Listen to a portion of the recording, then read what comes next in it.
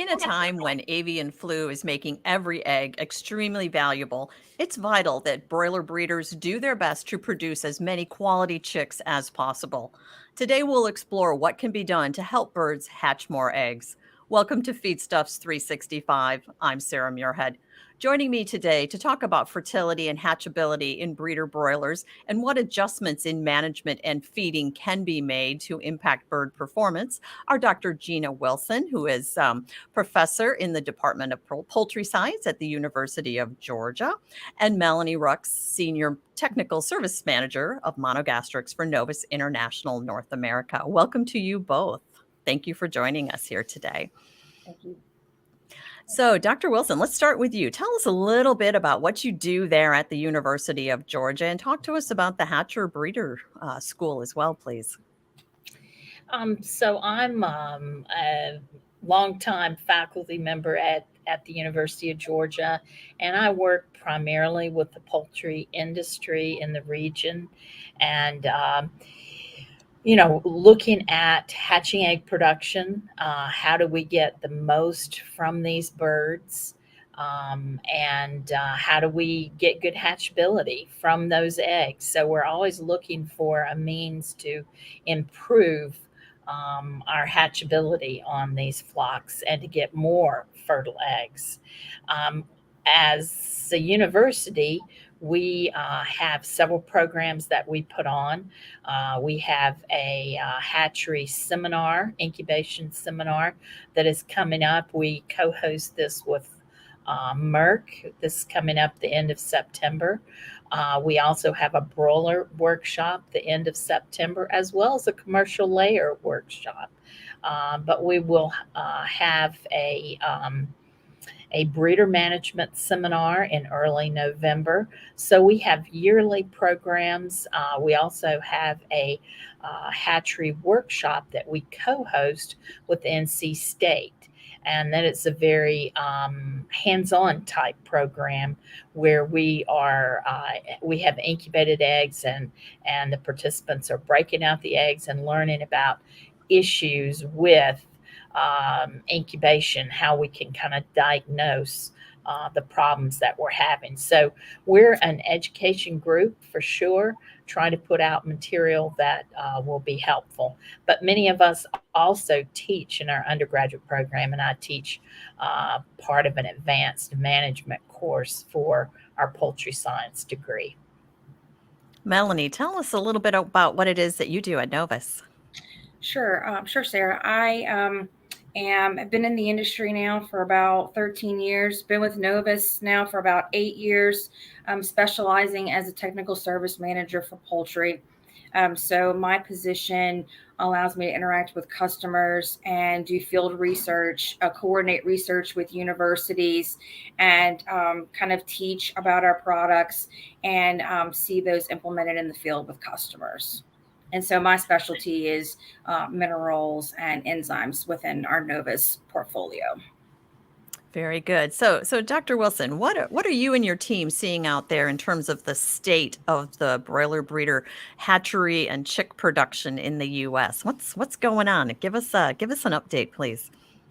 Well, we've been through some very challenging times. We are, I think, in the midst of some very high prices for poultry due to just the low numbers of eggs and fertile eggs. We're getting pretty good egg production in general across the industry, but we are having trouble with hatching them. So we're at a maximum incubation capacity. Everybody is incubating every possible egg that they can get, but unfortunately, they're not hatching that well.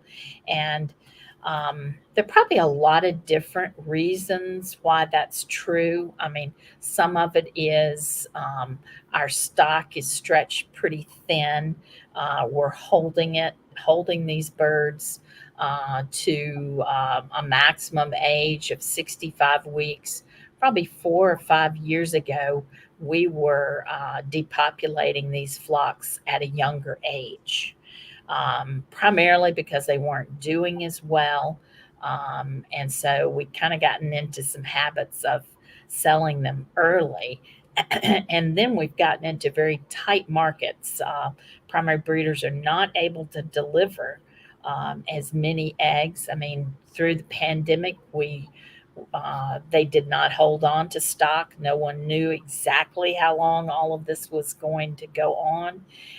And boom, we're out of it, and there's just not enough parent level stock to fulfill industry needs. So it's been difficult, and these heavily meated birds, they're carrying a lot of breast meat, which suits the U.S. market extremely well with our need for filet sandwiches and nuggets and tenders.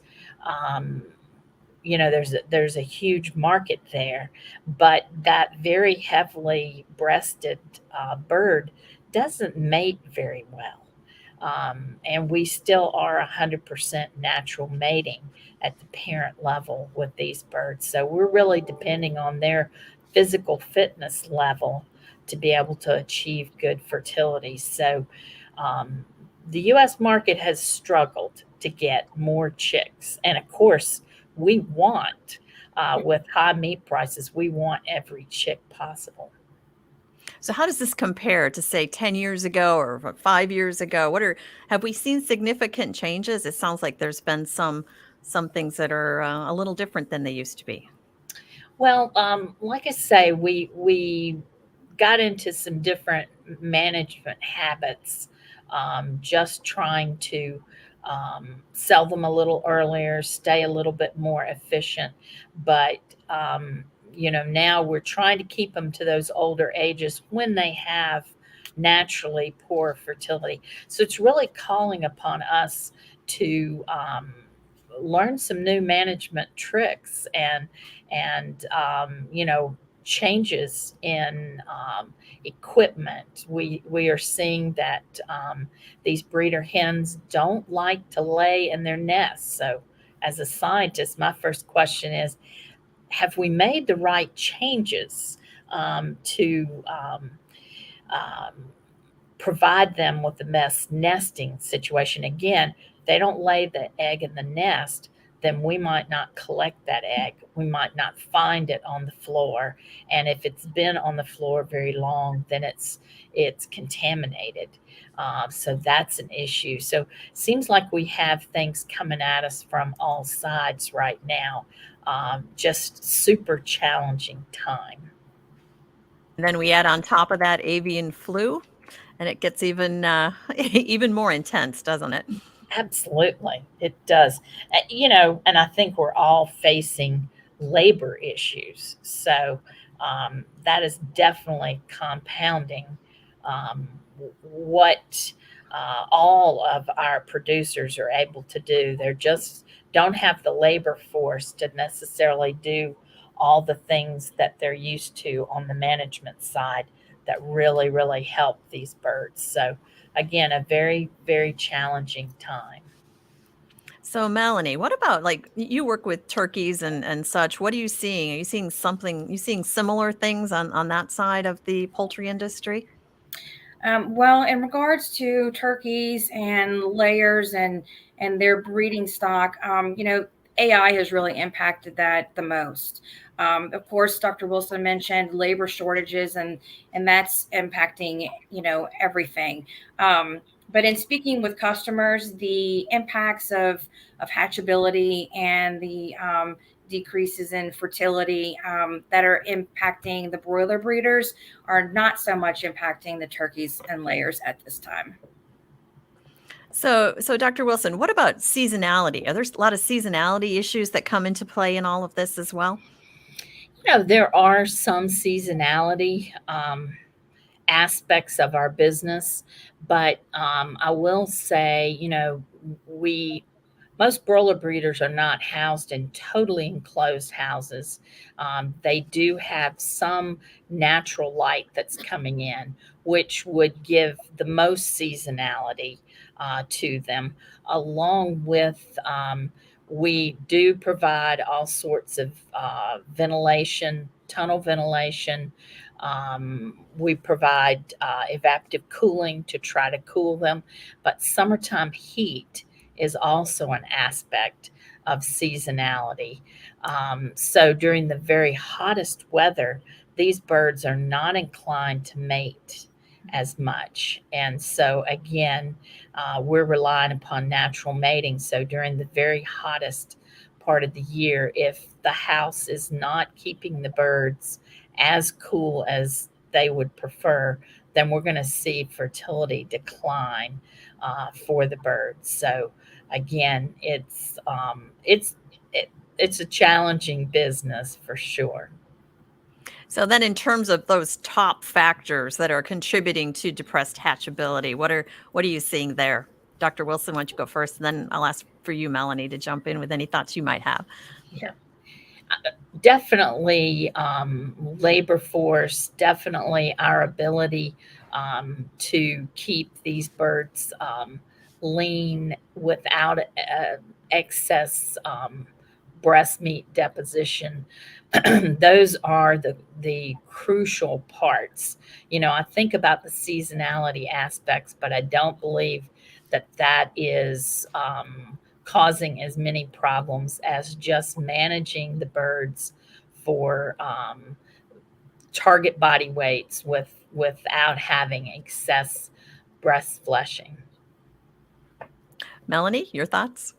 I think, there's some nutrition aspects that can impact hatchability. Mainly the one I think about is eggshell quality.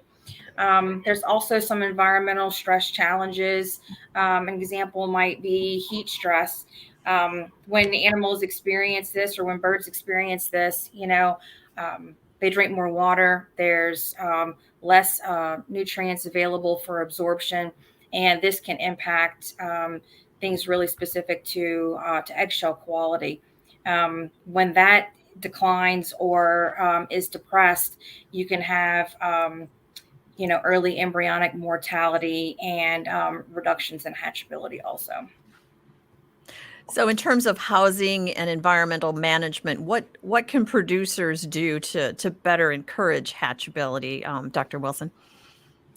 Well, producers really keep in their houses the environment as comfortable to the birds as possible will really, really help on the fertility side. Regular feeding, that may sound like a minor issue, but sometimes we let other things get in our way in the day and or we're having equipment problems. These birds are really habitual. They need the same environment, same feeding schedule all the time. And I'll pick up a little bit where Melanie was going on the shell quality. If we don't have as good a shell quality on these birds, that information needs to be relayed back to those mixing the feed.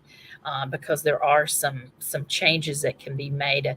A simple as if you have poor shell quality, you're going to have more breakage, and in the case of fertile eggs, fewer of them are actually going to get to the hatchery, or as Melanie was saying, fewer of them are going to hatch.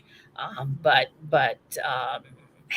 egg numbers are extremely important to us to make sure that we're capturing all the eggs potential that the flock has. So Melanie, as you're out there talking to customers and they are experiencing low hatchability, where do you start? Where do you start evaluating and saying, let's find out what the problem is and let's figure out what the solution is from, maybe a management standpoint, maybe a nutrition standpoint? What's kind of the process that you would go through? Well, as far as a nutrition standpoint, because that's my strongest suit, I would, look at the feed. What kind of ingredients are you feeding?